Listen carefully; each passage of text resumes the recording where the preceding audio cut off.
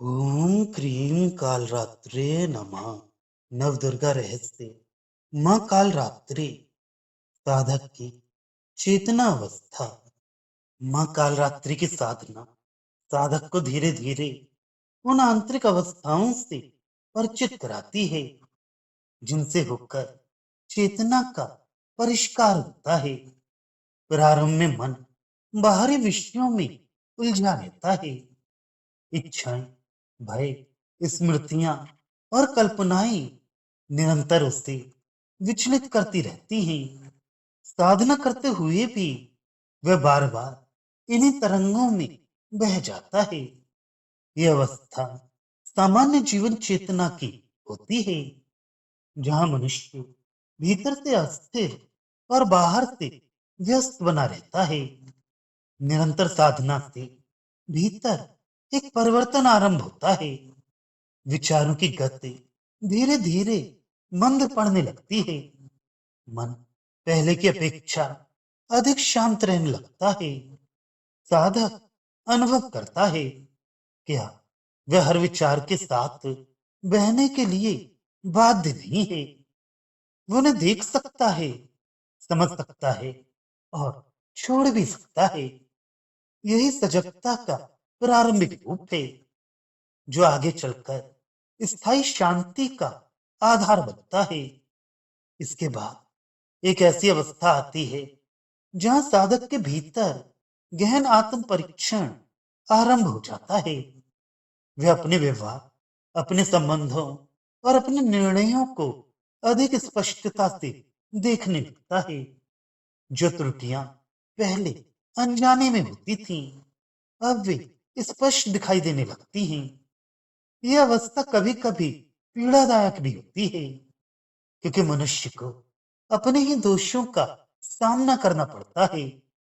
मां कालरात्रि की कृपा से साधक इस पीड़ा से भागता नहीं, बल्कि इसे शुद्धि का माध्यम बनाता है। धीरे धीरे भीतर वैराग्य का बीज अंकुरित होता है। इसका अर्थ संसार से पलायन नहीं, बल्कि आसक्ति से मुक्ति है। साधक अपने कर्तव्यों का पालन करता है, परंतु परिणामों से अत्याधिक बनता नहीं। सफलता उसे अहंकारी नहीं बनाती और असफलता उसे तोड़ती नहीं। ये संतुलन चेतना की परिपक्वता का संकेत है। आगे चलकर मन में एक स्थायी स्थिरता उत्पन्न होती है।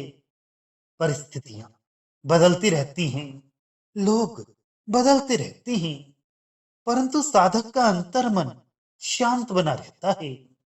अब वह बाहरी प्रशंसा या निंदा से अधिक प्रभावित नहीं होता। उसका आधार भीतर स्थापित हो जाता है। यही आंतरिक दृढ़ता मां कालरात्रि की साधना का महत्वपूर्ण फल है। इस अवस्था में करुण और विवेक स्वाभाविक रूप से विकसित होने लगते हैं। साधक दूसरों की पीड़ा को समझता है, परंतु उसमें डूबता नहीं। वह सहायता करता है, परंतु अहंकार से नहीं। उसका व्यवहार सरल, संयमित और सत्यनिष्ठ हो जाता है। लोग उसके संपर्क में आकर शांति का अनुभव करने लगते हैं। अंततः वह अवस्था आती है जहां साधक स्वयं को सीमित देह और मन से परे अनुभव करने लगता है।